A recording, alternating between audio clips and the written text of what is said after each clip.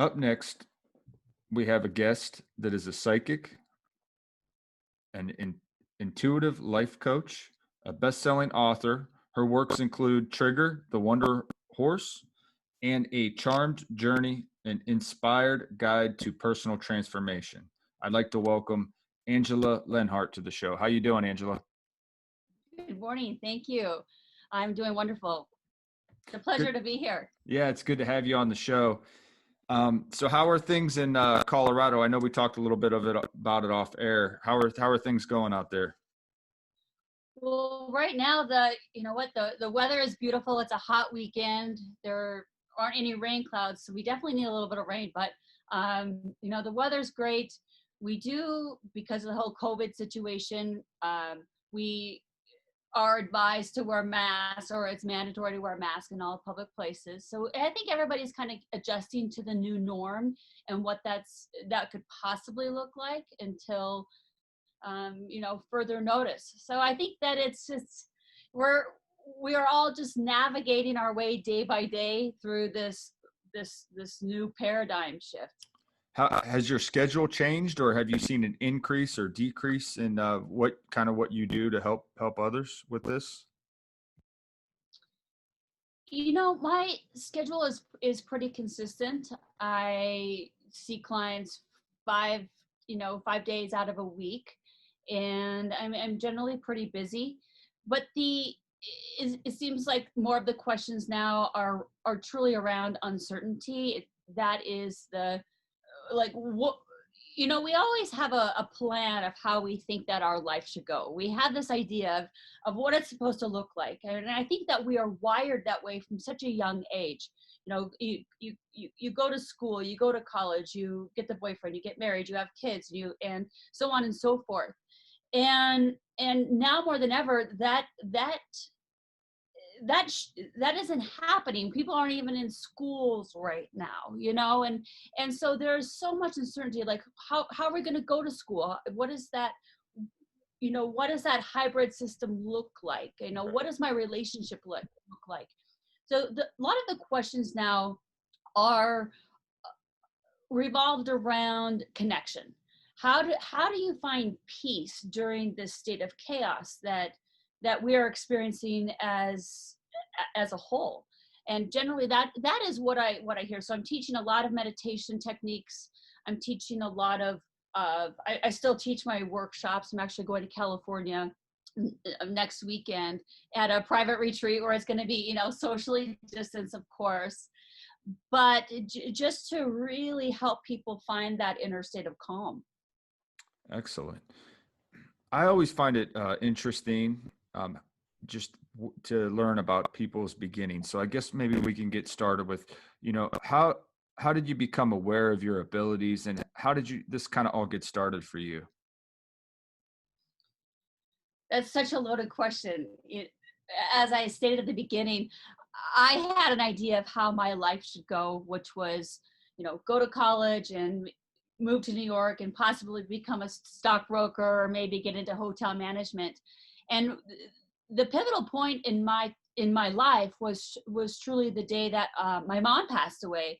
I visited her just she lived in Montana at the time, and I probably visited her a couple weeks prior to her death. And I remember, as I was leaving the house that day, she's standing on the front porch and she's just waving, like she would never see me again. And I remember looking back in the rearview mirror and I'm thinking, what is she doing?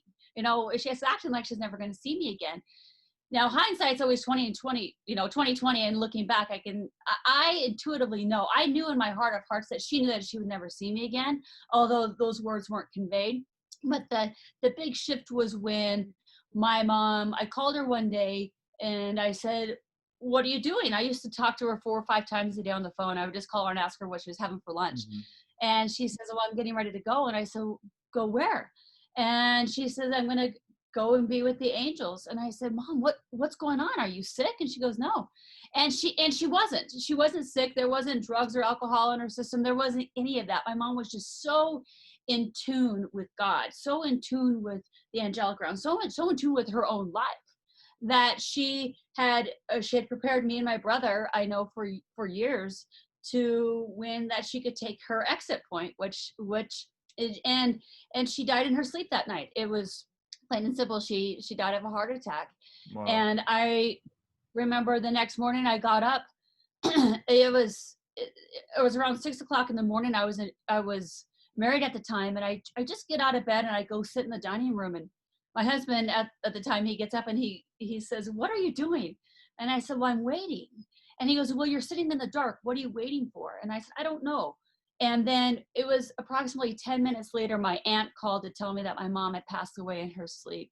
And that is when my whole life changed. So, going to college, getting my degree in business and finance, and thinking I was going to have this particular life, it was so black and white to me.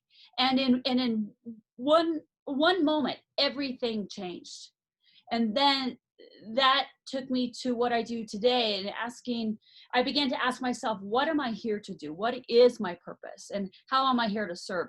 Which has then taken me on this, 15-year journey of personal transformation, and then helping others navigate their way through challenging times, through uncertainties, which, to be honest, life is full of changes. Nothing stays the same. And if we think that it does, we're setting ourselves up for false expectations, but also just an extreme amount of sadness and grief. So it's learning how to find the light and the joy in each moment, whether or not it is painful or there's a lot of fear involved. How can you maintain that state of peace when the storm is spinning around you? That is an interesting beginning. It's almost as if your mom's passing was kind of like your beginning.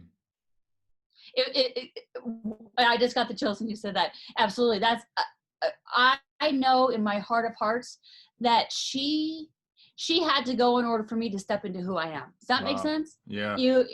There's always an ending to a new beginning, and that is in all of our lives. If we truly look back, and you can see where those transformations, that new beginning really occurred, there was often an ending that happened prior to that created some sort of closure, so that you could step into that next phase, right? Because we're always evolving, we're always changing, we're always growing, but that growth curve is tough.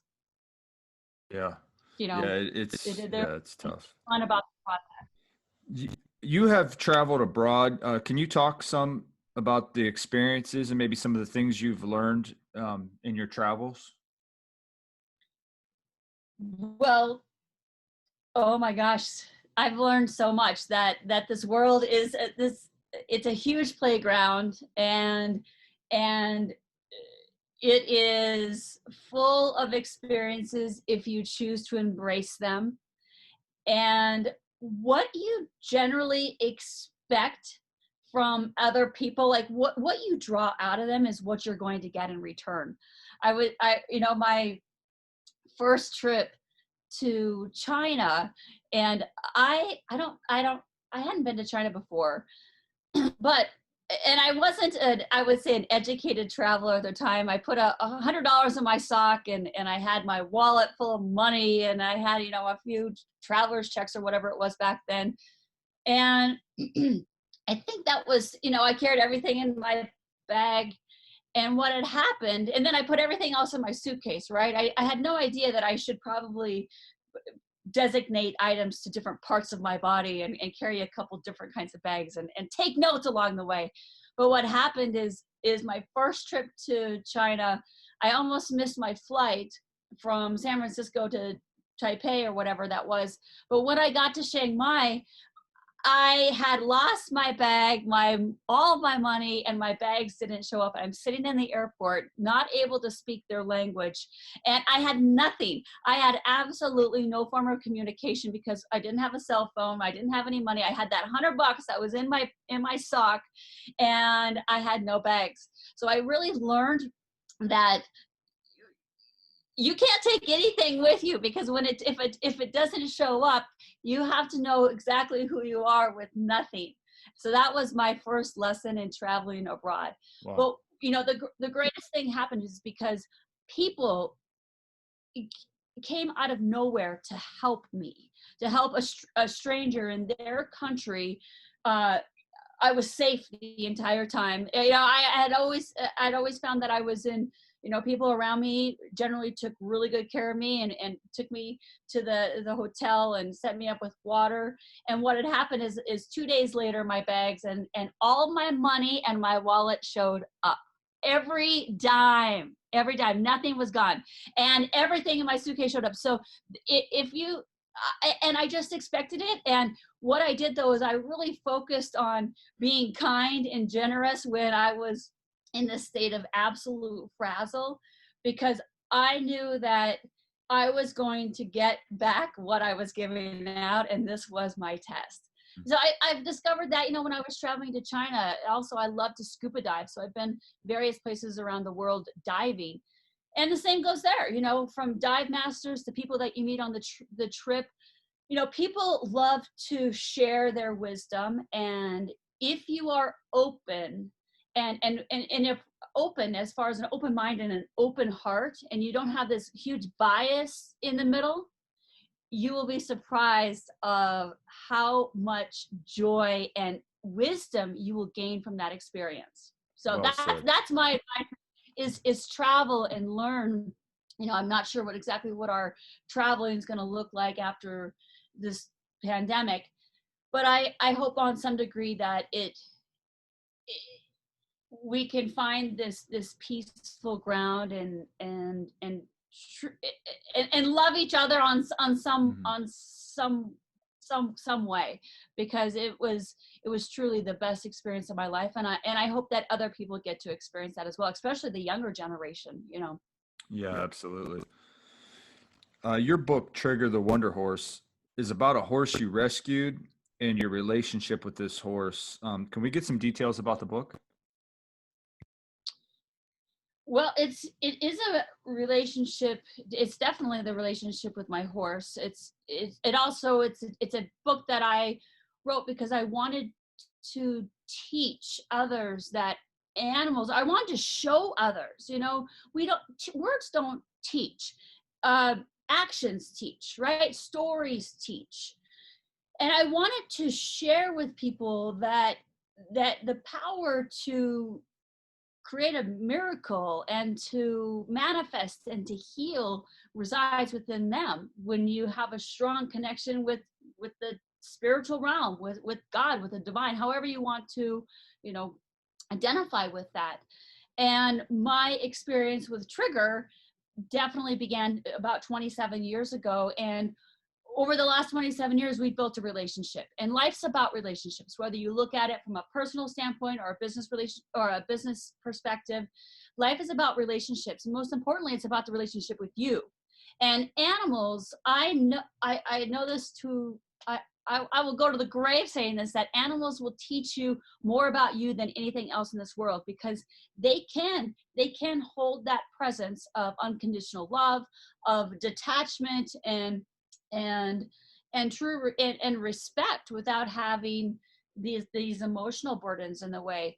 But it's, if you have the eyes to see and the ears to hear these messages that they're teaching you about yourself, is the gift that animals bring to this planet. And that was my motivation for writing the Trigger the Wonder Horse. But to be honest, I didn't know that I was even going to write the book until there was a pivotal time in Trigger's life where I was going to put him down. He had been through a series of health crises, and I was burnt out physically, emotionally, physically, mentally, on every level. And I thought, I can't do this anymore. And I definitely didn't want to keep Trigger alive for my sake. It wasn't about me. I wanted him to have a quality of life, and I needed to be the owner that understood that as well. And I would do anything for him. Absolutely anything. If you read the book, you would definitely know that. But when the time came for me that I thought that I was going to put him down, I was sitting next to him, and I leaned down and whispered in his ear, "Are you ready to go meet God?" Thinking that the doctor was going to come out and euthanize him. And he gets up and runs away. And he was like that three-legged horse that didn't even know existed, but he just took off. And I knew at that moment, all right, I'd have to share this experience.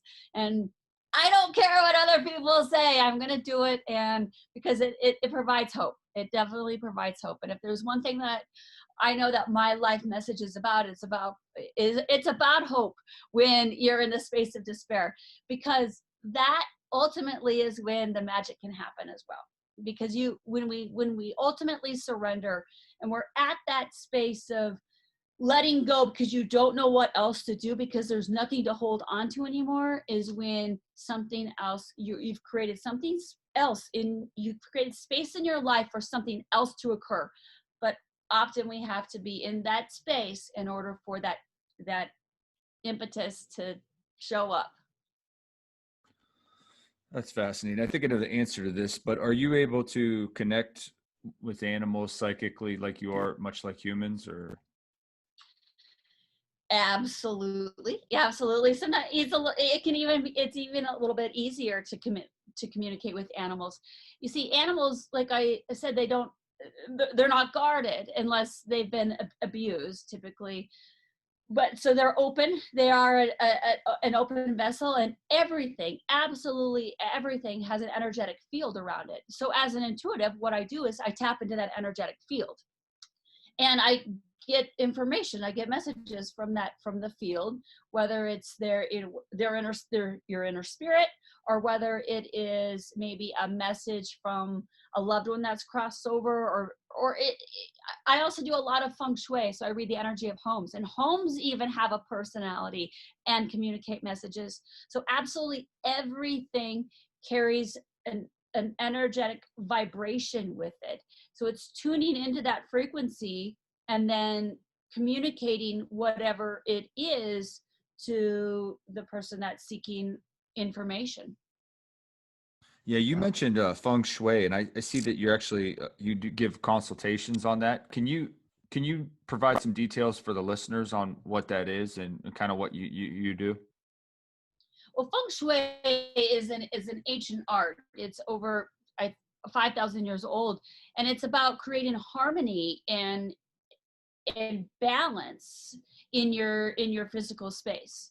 So it's about aligning the energy in your home or your office that that is that provides a natural state of flow. When our minds become too cluttered and our subconscious mind is cluttered and suppressed, it's more difficult to access the imagination and that creative side that we all possess. But when we have too much clutter in our space, we can't see clearly. So I help people clean the clutter and then reorganize their space so that the chi flows. It's about the chi in the body, it's about the chi in your space, it's about the chi, it's about your energy, right? So it's your chi, it's your prana, it's your breath, it's that energy, it's that breath of life that moves through everything. So Feng Shui is just a tool from the Eastern perspective on how to create more harmony and balance in your life. And that I love that, because I love homes. I love going into homes and just kind of listening to the vibration of what it's saying. That's And interesting.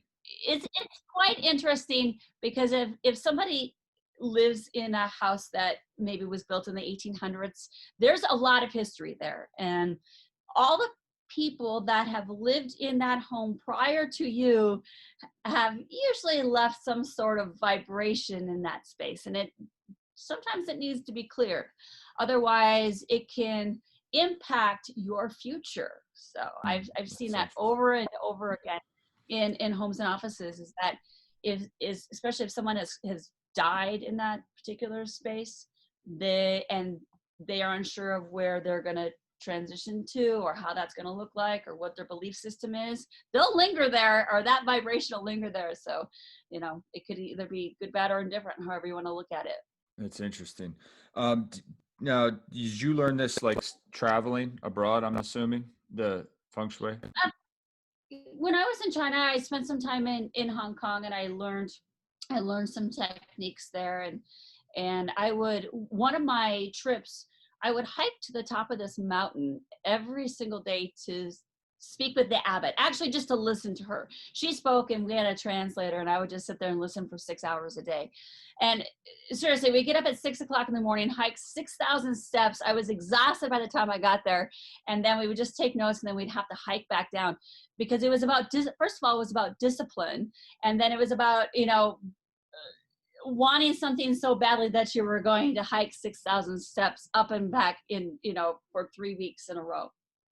But it was, I love I learned it in Hong Kong. I learned it in China.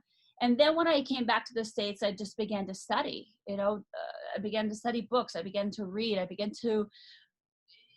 And then I began to put everything that I learned into practice. So that's the challenge, is that you can have all these tools, we can have all these books, and we can have all these great teachers and mentors, and we can teach you, we can guide you, and we can say, do this and do that. But until you actually apply it to your own experience, you don't know it. And that's the difference of embodying something versus just you know it. You've been given the information, but you don't know it and can do anything with it until you apply it to your daily life. And that's the transformational piece in that's life in general. Is each and every day we are actually given wisdom. We are the universe is so kind to us and so good, and it's always navigating us, but you have to tune in, and that you have to become aware. Yeah, you have to be open to it. What it is that you do. Otherwise, it'll go right past you. Yeah, you got to pay attention 100%. Too. Yeah. And I think a lot of you have to want to. You have to want to do it. Yeah, you're right. And I think a lot of people also they think things are coincidental, and a lot of times it's not. I don't think there is any coincidences, to be honest. In my experience, I haven't found one coincidence. It's all kind of created this story to.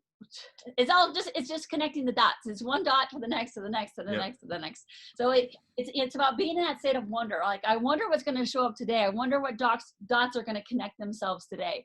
And if you can maintain that space, you will be surprised at what could, like I said, the possibilities that will show up, even during a pandemic.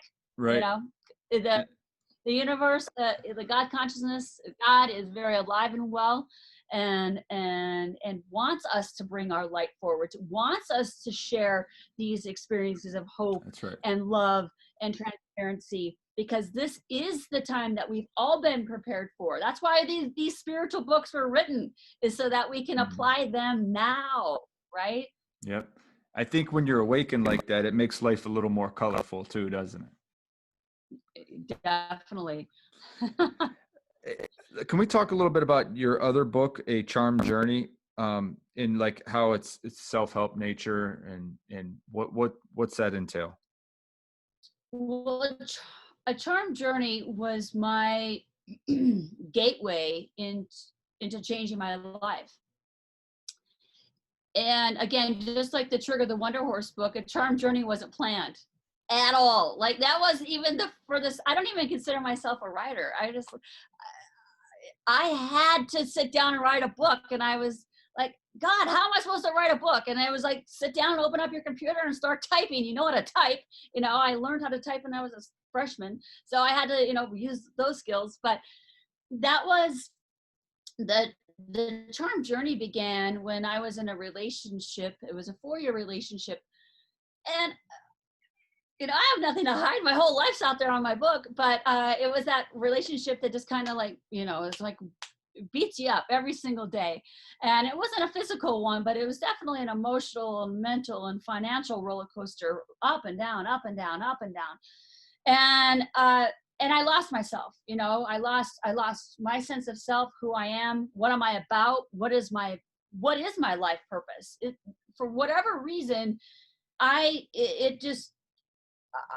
either forgot, or I lost it, or I fell asleep. I'm not sure. But the wake-up call was when I was getting into the bathtub one morning, and I walked past the mirror, and I looked at myself, and I didn't recognize the face staring back at me. And I thought, well, that's interesting. I didn't think I looked that way. It was like I'd never seen, it was like I'd seen myself through different eyes for the first time in my life. It's And kind I of an was odd 32. feeling. Oh my God, I was staring at a stranger and I'm like, who's in the bathroom with me? And I get into the tub and I was in the tub and I kid you not, a force bigger than anything I've ever felt before literally came from behind me and shoved me out of that tub. And I couldn't stay in the tub if I wanted to. And I got out of the tub. I wrapped a towel around my body. I wrapped a towel around my head, and I walked up the stairs. And words just began to flow out of my mouth. And I said, "I'm leaving." And he said, "Well, where are you going?" And I said, "I don't know, but I'm not staying here." And Wow. after sometimes you like really put your foot in your mouth. I really put my foot in my mouth because I couldn't go back. And he says, "Well, great. I'll help you pack your bags." And I'm like, that wasn't like, let's work it out, let's talk about it. None of that. It was really cut and dry. And granted, it had been, months and months of that emotional roller coaster ride. So we were just at that moment where we've got to go our different ways. And to be honest, I had lost my soul. And that is not what my life was about. My soul was going to get back to what it knows, and it didn't care if my physical body was in pain. Right. That wasn't part of the plan. And so I packed my car. I was in my car within an hour, and what really happened is I didn't know where I was going to go because I thought I was, here I was, this life coach, and I had traveled, and I had all this wisdom, or what I thought was wisdom, but it wasn't wisdom yet because I hadn't applied it. And I didn't know where I was going to go because I was way too proud to ask for help. So I thought, well, you know what? I'm going to go to the park because, hey, it can't be that bad. It's summer. I can go to the park. I have a tent. And as I was driving down to the park, I thought, oh my God, what has my life come to? And I pulled my car over on the side of the road, and I just started beating the steering wheel because I was mad. I was mad at God. I was mad at myself. I was mad at life. I was mad at everybody. And I needed to get my shit together, definitely. And I just started crying profusely, uncontrollably, actually. And I just said, you know, here I've studied all of this stuff, and what do you want me to do with this, God? And I was so mad, and I said, I can't believe I'm going to go live in the park, and I'm homeless, and blah, blah, blah, blah, blah. I had this crazy story. And that force that I talked about that took me out of the tub, well, that force came through my car. And it literally just came through my car, stopped everything, and it started my car. And I drove to a house. And I didn't know where I was going, but I just followed. I just drove. And I was like, I was unconscious. And I drove to a house, and I was parked in front of it. I didn't know whose house it was, but I knew I had to get out, and I had to walk to the front door. And I did. And it was my very first client ever that told me if I ever needed a place to stay, I was always welcome in her home. And she told me this like 6 or 7 years prior. And what God had did was drive me to a safe place where I could start my life over, unbeknownst to me. And when I went to that front door, Wow. she says, "You're welcome in my house." And that's where I started over. And I'm laying in bed. I'm staring at the popcorn ceiling, in a twin bed. And I look up and I said, oh my God, what am I supposed to do? I mean, it was like a whirlwind. And I said, God, what do I have to do to change my life? I will do whatever it takes. And I was given instructions. And the third instruction was, you're going to have to write a book and share about your experiences. And I said, I'll do it. I'll do it. And I didn't know how to do it, but I just did it. And that's how it happened. Wow. So it's a long story to the question. That's but intense. it's like I said, it's part of the process, and none of it was designed by me. I didn't know what I was doing. It was all about walking in the unknown. But what I know in my heart of hearts is about trusting. You have to trust the process in life. But you have to continuously ask yourself, what do I believe in about myself? What do I trust in? And if you don't, there's your work. You have to figure that out. You have to get really crystal clear about that, because that is the the energy, that is the force, that is the platform that you're going to walk on through this life. And I was given opportunity. I got the opportunity. I'm not sure it was handed to me. I'm not quite sure, but this happened, That's great a little advice. over 10 years ago. So like I said, in this transitory time in the world that's happening, I feel like, well, crap, I've already had the rug ripped out from underneath me quite a few times. So this is nothing. Right. What do you think that force was? Do you think that was like a Oh no, guardian I know. angel or? No, it's God. There's a lot of different dimensions, right? There's a lot of different energy fields. There's different dimensions. There's the angelic realm. There's the animal kingdom. There's the plant kingdom, and then there's God. And it's all one. We're God. We're all that. We're also God. We're God. We co-create with God. We co-create with the universe. Like I said, you can call it whatever you want, but when I get messages, from the angelic realm, which I've also talked about in my book, they're a little lighthearted, they're a little bit easier, a little more fun. But sometimes when you get the knockdown from the force of the masculine force, the feminine force, the God force, you don't. Yeah, there's no negotiating. Like I can negotiate with the angelic realm. I can negotiate with the other spiritual realm. I've gotten really good at that. I don't negotiate with God all the time. No. I just do what I'm told. Right. And it's worked out. So Can you talk a little bit about the angelic realm? What is that?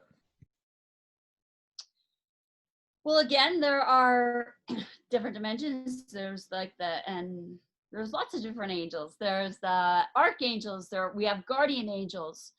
We have like mostly what I work with is the archangels, like Raphael, Michael, Gabriel. Those are archangels that are extremely powerful for healing and creativity. So when clients come to me, I always say, well, do meditations around that angelic realm. It will convey, it will guide you, absolutely, hands down. And our animals our animals are our angels too. So it's a light being. It's a light. It's a very high density vibration that isn't in this third dimension, but it's in the fourth dimension. And they're here. They're given to us as messengers. They're given to us as a sense of protection and strength. I know our angels provide a lot of protection. Archangel Michael is all about protection. Raphael is all about healing. Gabrielle is all about creativity. So if any of your listeners are watching right now, check those archangels out and use them now. Use them. They want you to call upon them. So you mentioned the meditation. Can you touch on the importance of meditation and maybe what it can do for the soul?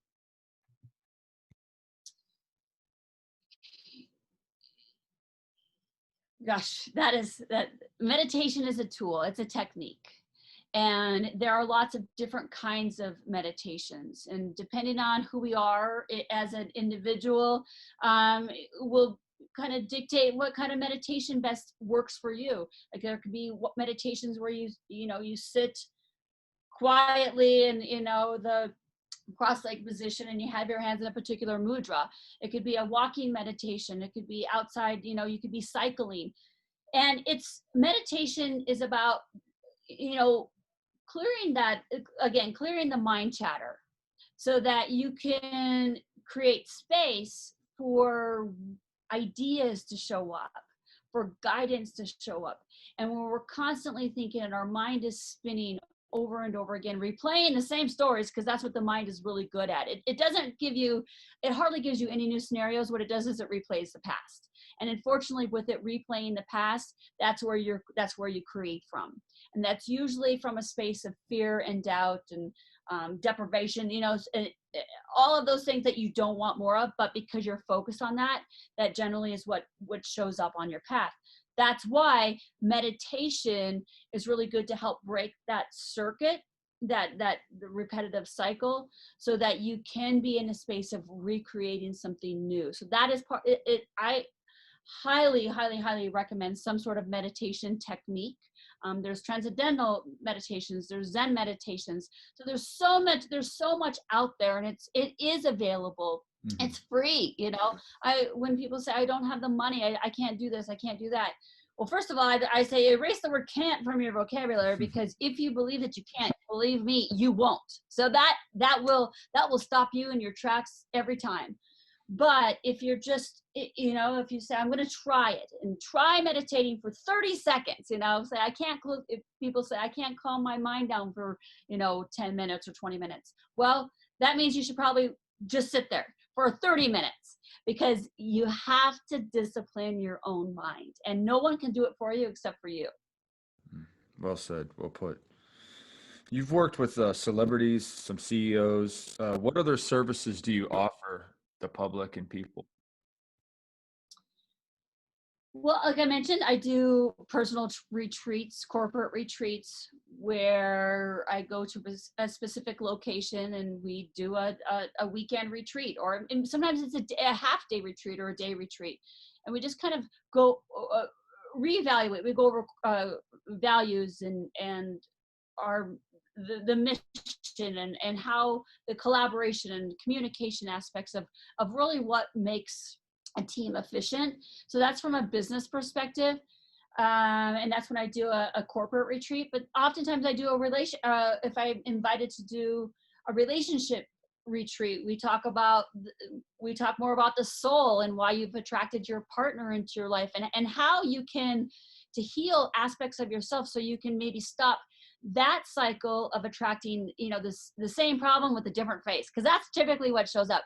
We attract the same problem with a different face over and over again, until we heal that part of ourselves, and that we heal that part of our soul. Otherwise, that is what the activation is, in what draws the experiences to us, including people. So I help people through, boot camps. I have a lot of clients that sign up with me for 30 days, and every day I hold your hand and I take you through vigorous meditations and coaching and text messages and emails, and just to kind of help you get through that challenging time where you are. But I also do individual sessions, like an hour session, 90-minute session. So I try to make my intuitive and healing skills available to whatever works for your situation. Very good stuff.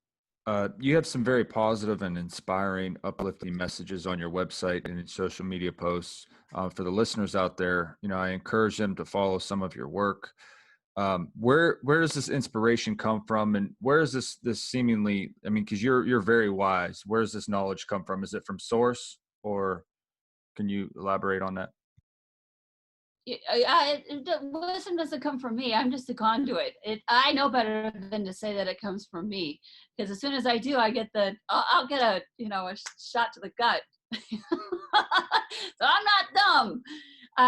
So I just, it comes from source. It comes from the universe. And I wake up every single morning. I just say, God, show me the way today. What should I do today? Put me in front of the person that I need to help. But when you do that, I can guarantee you will be so loved and guided in that process. But again, it's like waking up and saying, how can I serve others today? So that wisdom, by you saying that, when you say, okay, universe, okay, consciousness, God, how can I serve today? You have then just opened yourself up to being that vessel to whoever shows up on your path. So the wisdom doesn't come from me. I'm just a physical body here, living my life like everybody else. But my experiences have put me in the position to share my gifts and what I've come here to do with others, and the way that I know how to do it, which is tell stories, I guess. It's awesome.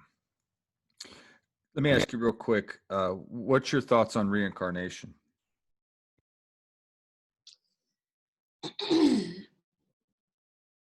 Well, I believe that it's true.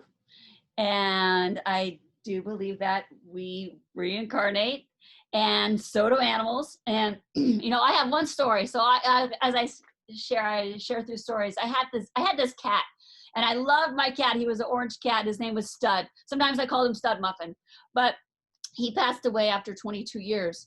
And when I was going through the hardest time in my life, after I left that relationship, I didn't have any animals left. I had none of my comforts left except for Trigger. I had Trigger.